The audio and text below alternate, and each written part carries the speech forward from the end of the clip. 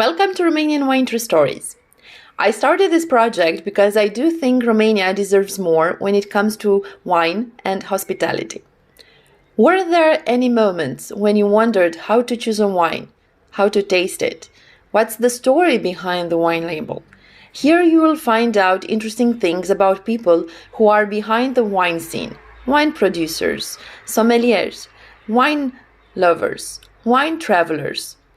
What are the necessary skills in order to succeed? What are the toughest moments or challenges these people have faced over the years, and how did they handle them?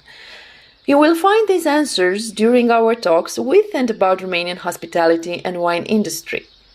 My name is Alexandra Galbeza, and I invite you to take a glass of wine or even champagne and enjoy our Romanian Wine True Stories. Hello, my name is Alexandra Galbeza, and I invite you to the Romanian Wine True Stories. Today we have besides us Kristof Ladislau, a wine enthusiast, champagne lover, specialist, and a person with a great expertise in the enogastronomic world. Shortly, in one word, I may say you would be the perfect addicted traveler with a little bit of a touch of what French people may say la joie de vivre. But for those who are watching us, please tell me, who is Kristof Ladislau?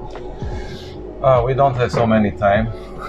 I changed a lot of times my jobs after a few years. When I get, let's say, bored, I try to do something else. But going back to actually what we want to discuss today, I'll make it a little bit shorter. Please. Wines. For me, wines, it's a very old passion. I started to drink wines with good friends in the 90s. Actually, to this time I was living in Germany. Okay. And we have very good friends. Everybody was crazy about wines. They didn't know too much, but we spent a lot of money. On the beginning, we were just reading some magazines, and we saw, oh, Barolo, it's a fantastic wine. This is a fantastic wine. We paid, we drink it, and we didn't understand it. But it was a very good start, because step by step, I get into this world. I was traveling a lot. This was my, I love to travel, I love to do sport, I'm doing luxury consulting in different kind of fields. I was in fashion education, in fashion business, in different kind of fields. But let's say now I'm in this consulting events, champagne, wine and food, traveling, seeing around, because if you stay in just one place, it's like you stay in a village. Also, if the village has 2 million inhabitants, it's still a village, and you cannot develop. For me, it's very important to know and to experience. One without each other is not working. Great. So you're a great person, as I said, and an addicted traveler. I like it because you seem to combine business with pleasure in your travel passion, in your trips. Yes, it's true. In the, let's say, in the last 25 years, I started more with pleasure because I had to pay my bills for the restaurants, for the wines. But step by step, I managed to make also a business from it.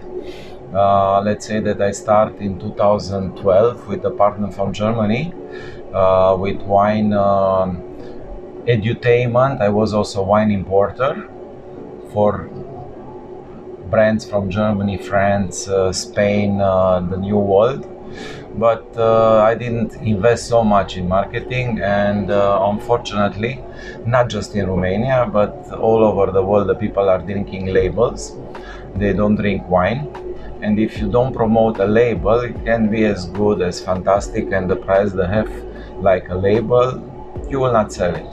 After 2.5 years of events with my partner about wine and food, I stopped to make import because it was a business in loss. I invest a lot of time and money. It was good for me because I saw also from the other side how is this wine world in this region. And like I always say, you cannot be a consultant if you don't have any experience. If you read some books, you do some education, but you are not behind to know how is everything running, how can you be consultant? That's for sure. So knowledge, education, and tasting, I think. And passion. Passion is very, very important, because if you do a job to put some money in the pocket, I can tell you that I had different kind of jobs also in multinational. In the board, I was board member, and but I didn't have so much passion for it, and the money was good, I cannot complain. I didn't have time so much to travel. Of course, I was traveling a lot for business, but traveling for business, strict for business, you don't see anything. Yeah, you are in the meetings all day long. In the dinner, in the evening you go to dinner. Maybe you go to a club, but also it's business, to sign some contracts, and then you wake up in the morning. But if you can combine this pleasure with business, this is let's say the best way.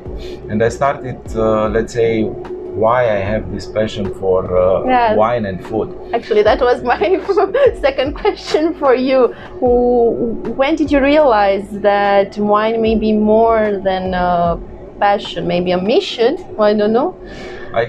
Let's start with early days when I was quite young, 7, 8, 9 years old.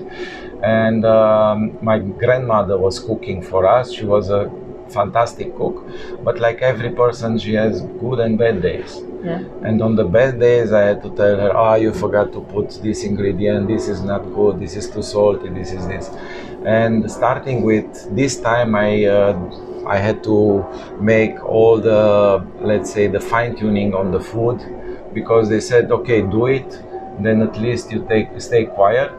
And like this I started, and of course I developed my let's say my palate, starting with food, and after that with wine. And I don't know if it's important to say or not, but I think in these 30 years of traveling for my passion, I was in at least 150 Michelin restaurants. Wow. And I can tell that not every restaurant was great. Some of them, they weren't good, but the bill was high. Yes. Okay. And in the last 10 years, I wanted to understand a little bit more, and I was in a lot of restaurants, also 3 Michelin stars, like Madison 11. This was one of the restaurants that impressed me in New York, where I went in the kitchen. They say, you cannot go in the kitchen, it's a waiting list. I said, come on guys, I have to see it, because I'm interested not just to see what is in the plate, I want to see also what is behind. And they say, okay, you have 5 minutes. I was staying half an hour with the chef, and we had very, very nice discussion. And I love to speak about food and wine and this.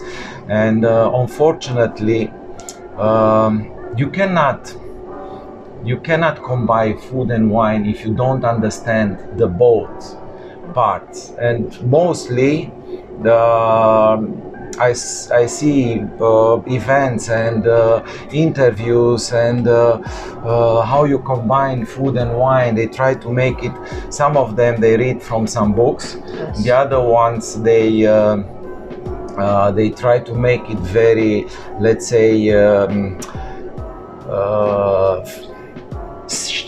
scientific, yes, because very scientifically point of view, the protein with the wines and the fat, and how is this the perfect matching. But in my opinion, it's my personal opinion. If I'm wrong, I don't care. It's my opinion, and everybody has the right for his own opinion. For sure.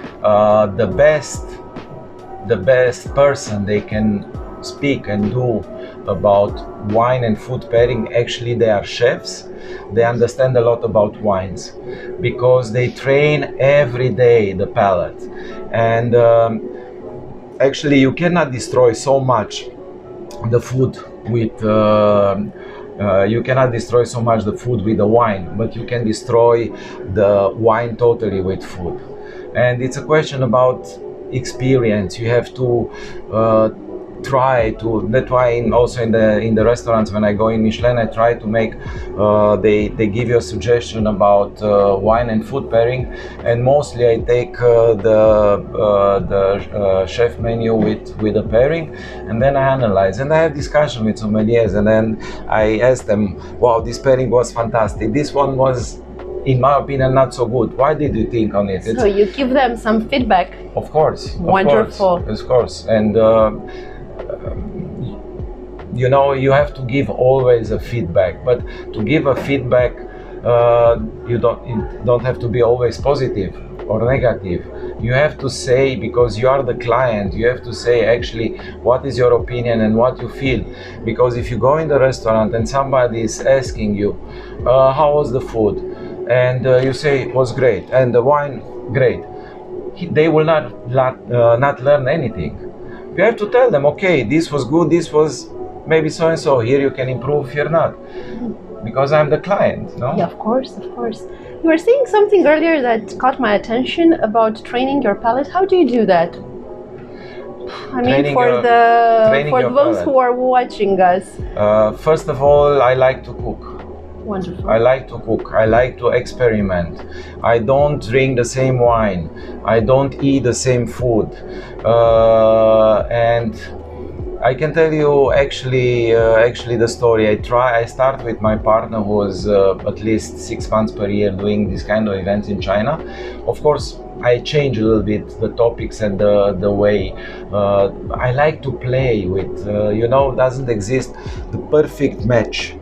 You can make a fantastic match, you can make a good match or a bad match. Depends also on the experience of the people in the front of you, depends of what they understand from this wine. If how can I say, if we speak about wine, I have some education in wine, and actually I'm working now with my partner Zoltan Sabo on a very interesting project to create the wine education for a school Hotelier Lausanne, what is number one in the world in hospitality. And we are working in this project. I hope very soon will be over also from their side, because from our side is mostly done. And best of luck. Thank you. And that's why I said I start with wines. Yes. When I was I don't know 20 something, and I start to drink, I could afford to drink more expensive wines. I start like everybody not like everybody, but I start with Amarone, let's say, because you want to have a wow feeling, yes. And if you don't have so much experience, you start with a wine that has a lot of alcohol, residual sugar, strong. Maybe you are getting tipsy faster, no? And you say, okay, I invest very good my money. I don't want to be tipsy. Actually, I don't know if I was once really drunk in my life, because I like to drink water between, to eat, and I want to see also the end of the event, not just the beginning. So the secret of the tasting is to drink water between the glasses. It's important to drink water, mostly for the day after, because if you drink enough water, the next day after you wake up quite fresh. Yes, I don't speak if you start to mix wine with shots, with tequila, with other drinks. I don't know. I suppose it's very bad. I did make this experience because I don't mix things. And moving forward for this experience with wine, of course, step by step, I start to learn, to try more, to travel. Because how can I say? You see. I don't want to be, I'm very direct, yes, it's my German gene that I'm very direct. I don't know what to say when I look to a TV show about food, because it can look nice, but I didn't taste it. Maybe it tastes like nothing, but they sell it like amazing. That's why I love to feel it, to touch it, to eat it, to drink it. All the senses. No, not just to read it and to speak about, this guy says this guy. No, I have to go from my experience. I experimented almost 30 years or more than 30 years. I'm old enough to speak about my experiences, Wonderful. not about experience from others. And that's why you will never start with, let's say, a very sophisticated wine, because if you lie, you will say it's fantastic. If you are honest, you don't understand it. That's why in the wine world they say, when you understand Pinot Noir and Riesling, but I speak Riesling from Rhine and Pinot Noir from Burgundy. Yes, don't make any mistakes. These are the region why you have to understand, and when you understand this region, you can try also other region to understand the difference. Then you can start to speak about wines.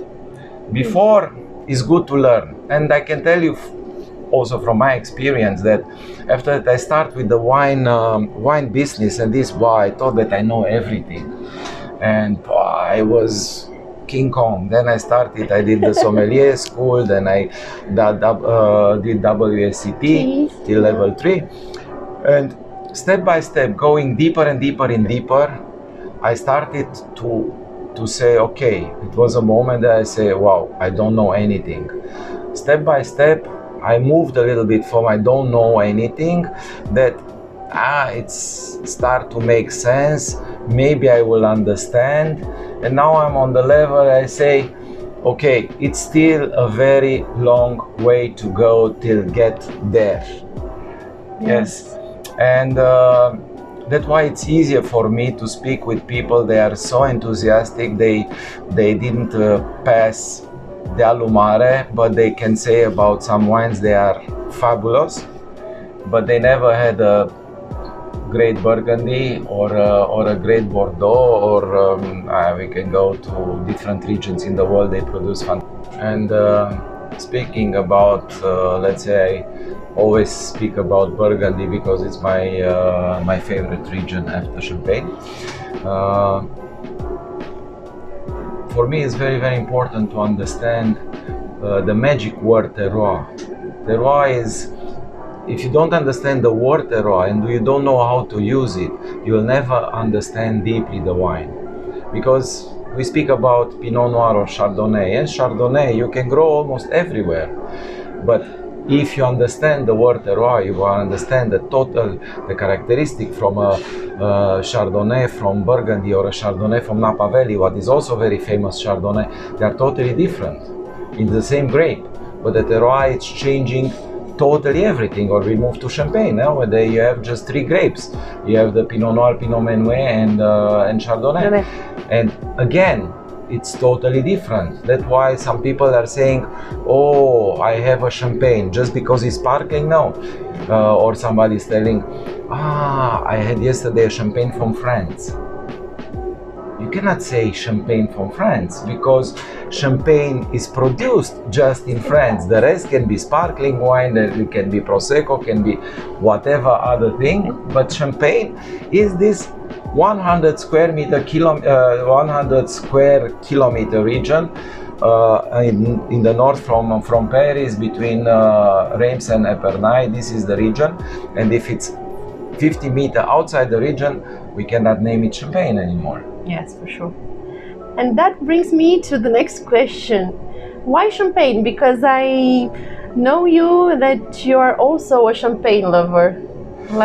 I love Champagne. For me, Champagne is the best drink in the world after water, yes. After water? Good. Without water you cannot live, without Champagne you cannot have fun.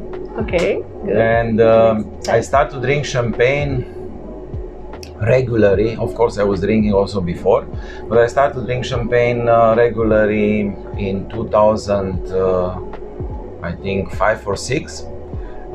We made a deal with my girlfriend. Doesn't matter where the weekend starts. Friday we start with a bottle of Champagne, and of course we continue Saturday, Sunday, and like this I start with Champagne. I didn't know so much about Champagne. Of course, I was reading, and I had magazine, Wine Spectator, and Decanter, and another one I have to remember it, a Wine Enthusiast. And there I was looking, rating this, but ratings are also, they are important.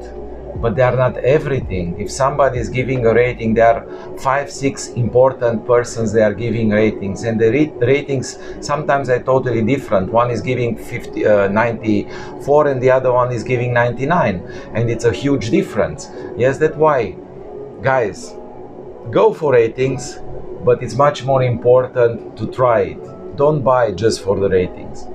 And going back to champagne. Yes. And I start with a very famous brand of champagne, but I don't know if I can say the name or not. Of course you can. Okay, I start with like almost everybody. The highest production in champagne and the best marketed brand is Moët Chandon. And for Moët Chandon, I start with the regular, then rosé, not with the speed. And step by step, I was moving. And I start to enjoy it. You have to drink a lot of champagne till you start really to enjoy it, and to do it for yourself, not for the people around you, because you are in the club and they're bringing some firework and everybody's putting fantastic music and everybody's looking for to you that you have champagne, and then you go in the club, you have the glass of champagne and you put Red Bull on it because you cannot drink it. This is not, this is for me not a champagne fan. Or you have the bottle of champagne and you start to spray it. Yes, if I will be I don't know, Hamilton, yes, and I will get few millions for spray champagne because I win Formula 1, I will do it. But if not, it's crazy, guys. It's so much love and passion. Put it in this small bottle. It's always too small for me, the 0.75. That it's craziness to spray it. But going back, I start to love it because it's a very versatile drink. You can combine, it's one of the easiest drink that you can combine with food. Of course, if I can give an example of no-go, it's steak medium rare. You don't combine with champagne. You can combine it, but it's no fun. Not for steak, not for champagne. But it's a easy, let's say it's very easy to combine it. And the best thing is you can start with champagne, doesn't matter at what time. Early morning, in the afternoon, in the evening, in the night. Because if you start the day in the 9 o'clock with a glass of champagne, everybody will say that you are cool. But if you start with hard liquors, they will say that you are alcoholic. If you start with the red wine, they say maybe it's too early for it. But if you start with champagne, they will say, oh yeah, this guy knows. It was very nice to see you. It was a pleasure to be here. Thank you. Thank you. Cheers.